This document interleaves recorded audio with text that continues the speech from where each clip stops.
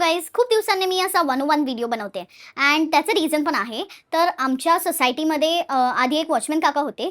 त्यांनी मला लग्नानंतर ना हे असं स्ट्रॉबेरी बनवून दिलेलं. म्हणजे ते ना मी मागितलं नव्हतं. ते ना डायरेक्टली माझ्या ह्याच्यामध्ये काय म्हणतात ते A few moments later. Safety डोअरमध्ये टाकून जायचे. And this is what I am using since 3-4 years.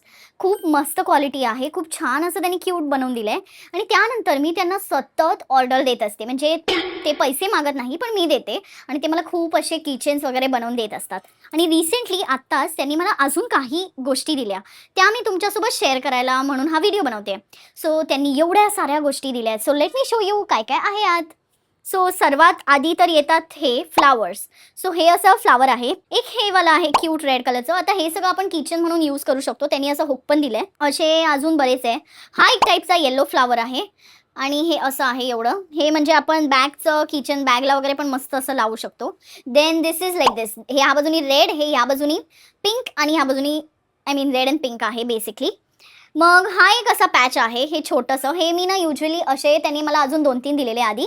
हे मी ना असं आपलं फ्लॉवर पॉट किंवा असं काहीतरी ठेवायचं असेल ना ह्याच्यावर एकदम सुंदर प्रकारे आपण ठेवू शकतो. सो हे ते आहे. त्यानंतर हा एक पॅच आहे. म्हणजे मस्त असं स्वस्तिक बनवलेलं आहे इथे. थोडंसं अनफिनिश्ड आहे कुठे-कुठे आय नो, बट त्यांचं एज पण तेवढंच आहे. ही इज ऑलमोस्ट 75 आणि हे ते आपलं हॉबी म्हणून असं बनवतात. आणि आता तर ते आमच्याकडे काम पण नाही करत. स्टिल त्यांनी मला एवढे सगळे गोष्टी दिल्या. हे क्यूट असे हँगिंग फ्लॉवर्स दिलेत. आता हे तुम्ही आपल्या कर्टन्सला वगैरे पण लावू शकतात. खूप सुंदर दिसतात किंवा आपल्या बॅगला. हा एक पॅच आहे. मी त्यांना खूप असे डिझाईन्स वगैरे देते बनवायला आणि हे त्यांनी स्वतःहून दिलेत. हे मी मागितले नव्हते. देन दिस आता हा पण आहे. असे क्यूट असे बाजूला फ्लॉवर्स आहे आणि हे क्यूट आहे. पण थोडं छोटं आहे. मोठं असलं असतं तर मस्त वाटलं असतं. बट या खूप मस्त आहे. म्हणजे ह्या एजमध्ये 75-80 मध्ये पण एक हॉबी असणं म्हणजे वॉव! हे बघा आणि हे त्यांनी आत्ताच शिकलंय बाय द वे. हे 3-4 इयर्समध्ये. त्यांना आधीपासून यायचं नाही. खूप सुंदर असं हे पण पॅच बनवलंय त्यांनी. त्यांनी मला ना खूप सारे असे काय म्हणतात ते तोरण पण दिले आहेत. असे मला 4-5 दिले त्यांनी लग्नाच्या नंतर लाईक. त्यानंतर आपण माहिती सुपावरती ओसायला वगैरे वगैरे नेतो तो असा कपडा असतो.